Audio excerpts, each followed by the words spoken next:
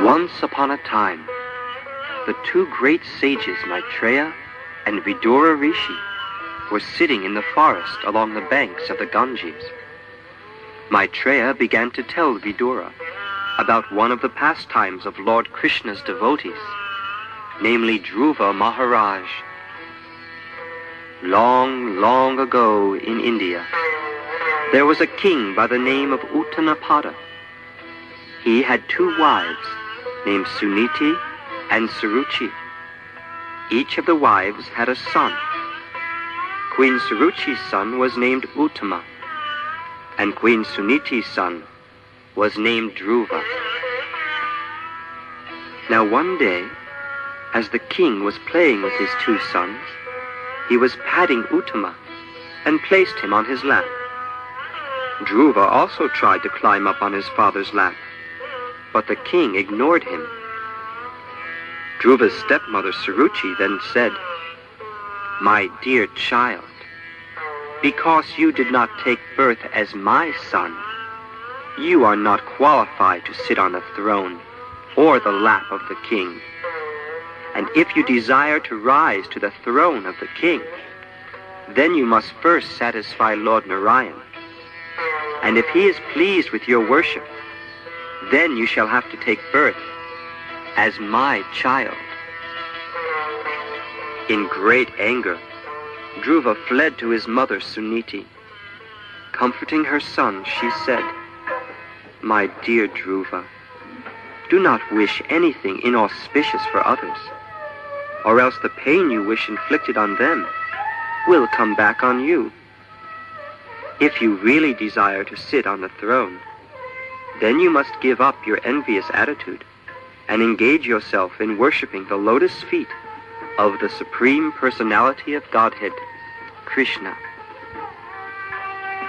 The Supreme Personality of Godhead is so great that simply by worshiping his lotus feet, your great-grandfather Lord Brahma and your grandfather Swayambhuva Manu satisfied the Lord by worshiping him with great faith and devotion. My dear boy, persons who wish to be freed from birth and death always take shelter of the lotus feet of the Lord in devotional service.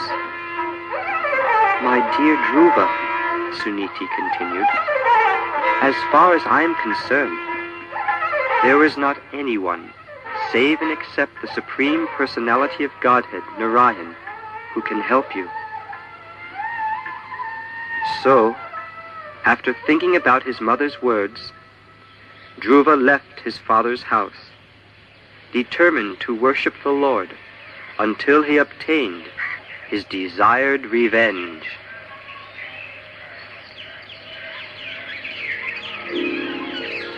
The great sage, Narada Muni, heard about the activities of Dhruva and was struck with wonder.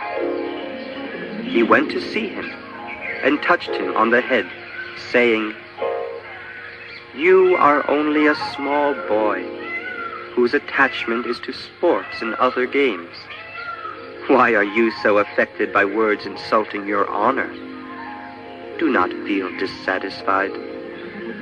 This is simply Maya's illusory energy, trying to cover you in order to cause you to suffer." Dhruva said, "O learned Brahmin, I want to occupy a position higher than any of my forefathers or anyone within the three worlds. Please advise me which path to follow in order for me to obtain my goal." And Narada said, "Then follow the good advice of your mother Suniti and become absorbed in the devotional service of the Lord. Go to the Madhavan forest and bathe 3 times daily in the Kalindi river. You must also perform the process for Astanga Yoga and sit down quietly on your asana. Practice breathing exercises. Free yourself from all material contamination, and with great patience, begin to meditate on the Supreme Personality of Godhead." The Lord's face is very beautiful, with his lotus eyes and nicely decorated eyebrows. His raised nose and his broad forehead are all very lovely. He wears a garland of flowers and eternally carries in each of his 4 arms a conch shell, wheel, club, and lotus flower. Real yogis meditate on the transcendental form of the Lord as he stands on the whirl of the lotus of their hearts. And now, I shall give you a mantra to chant for worshipping the Supreme Personality of Godhead, Lord Shri Krishna. Repeat after me. Om Namo Bhagavate Vasudevaya. Worship the Lord sincerely with your mind, your words and body always fixed on his wonderful pastimes, and he will bless you according to your desire. After Dhruva offered his respectful obeisances to Narada, he went to the Madhavan forest to begin his austerities. Meanwhile, Narada went to pay a visit to King Uttanapada. The king told Narada, "Dear Narada, I am so hard-hearted that when my son wanted to climb up on my lap, I refused him and would not even show him any sign of love. I'm very much afraid that now some great harm has come to my young son Dhruva." And Narada replied to the king, "My dear king, do not worry about your son Dhruva, for he is being well protected by the Supreme Personality of Godhead Krishna, and he will return home very soon." Elsewhere, Dhruva was performing his austerities by bathing in sacred rivers, fasting, and engaging himself in thinking of Krishna. For 1 month, Dhruva ate only fruits and berries every 3 days. The 2nd month, he ate every 6 days only dry grass and leaves. The 3rd month, he drank only water every 9 days. Thus he remained in trance and worshipped the Supreme Personality of Godhead. In the 4th month, Dhruva inhaled air every 12 days. In the 5th month, he perfectly controlled his breathing and was able to stand on 1 leg only without moving and fixed his mind on the Para Brahman. He completely controlled his senses and only thought about Lord Shri Krishna. Suddenly, Dhruva's great austerities caused the 3 worlds to tremble. Dhruva kept himself steadily standing on 1 leg, and the pressure of his big toe pushed down half the earth. Dhruva Maharaj became nearly 1 in heaviness with Lord Vishnu, and because of fully concentrating and closing all the holes of his body, the total universal breathing became choked up.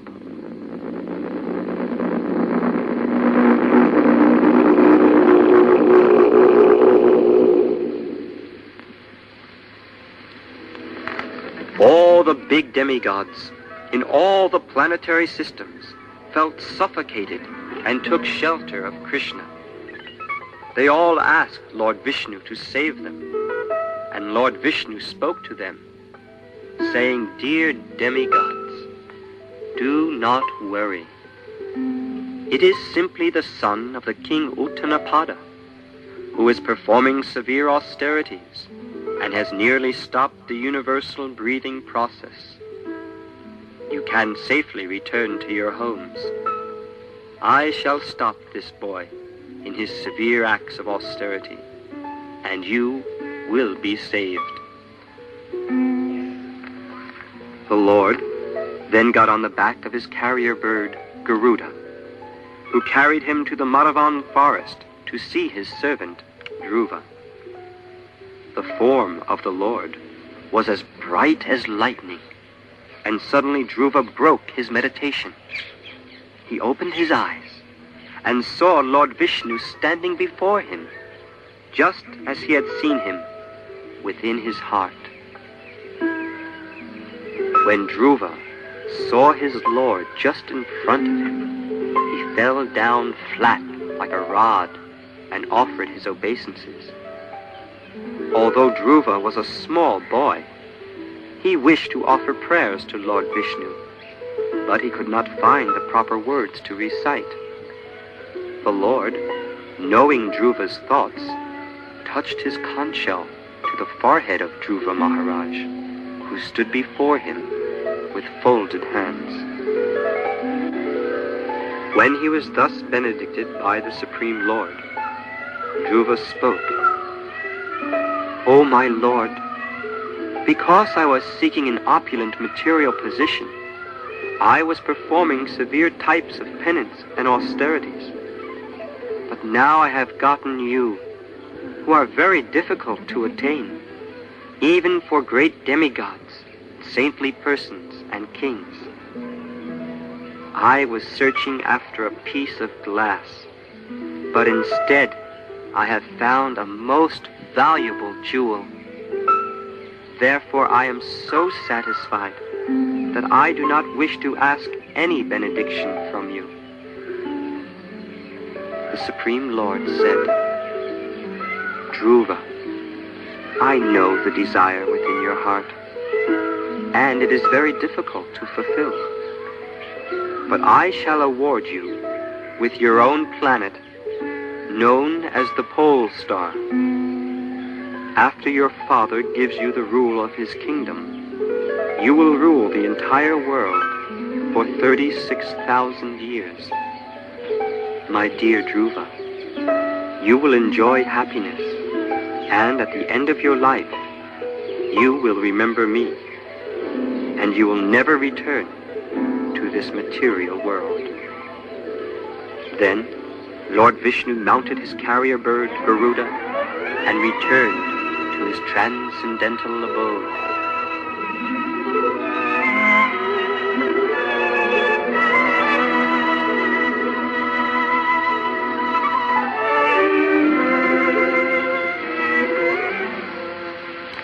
Now, despite having achieved the desired result of his determination by worshipping the lotus feet of the Lord, Dhruva Maharaj was not very pleased. He thought to himself, "Even though the Lord offered me his personal service, still I wanted material name, fame, and prosperity. I am so foolish that I prayed to the Lord to fulfill my useless desires." Dhruva then decided to return to his father's home. When a messenger announced to the king that his son was returning home, the king was so overjoyed by the news that he immediately offered the messenger a highly valuable garland, just to express his satisfaction. After King Uttanapad heard that Dhruva was coming home, he mounted a golden chariot.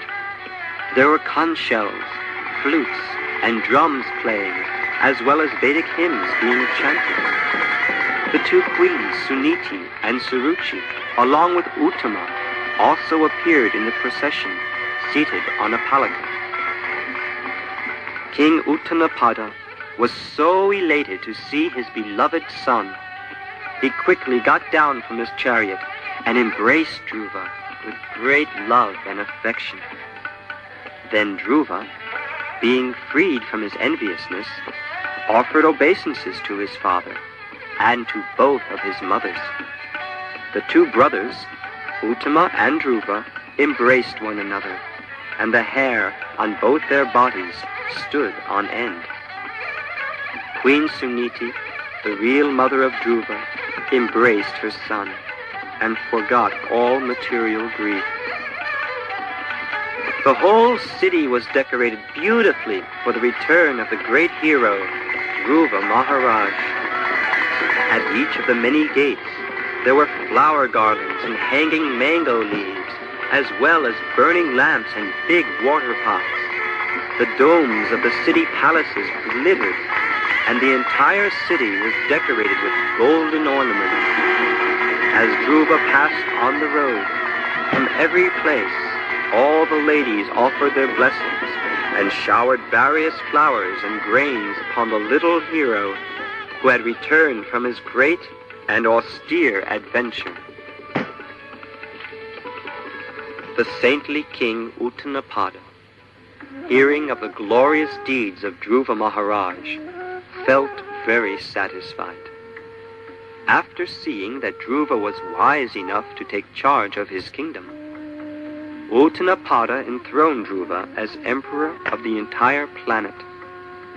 Then the king, concerned for his spiritual welfare, detached himself from worldly affairs and entered the forest. Maharaj Uttanapada practiced austerities in the forest in his old age, whereas Dhruva Maharaj practiced austerities in his youth. By the practice of these austerities, both of them became self-realized souls. From this, we can see that young or old, if one wants to become self-realized, one must practice austerity. However, in this age, the recommended austerity is not to go off into the forest.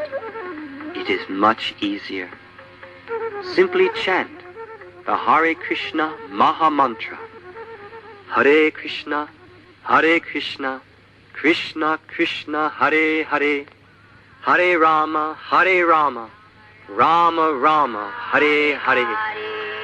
Hare Krishna,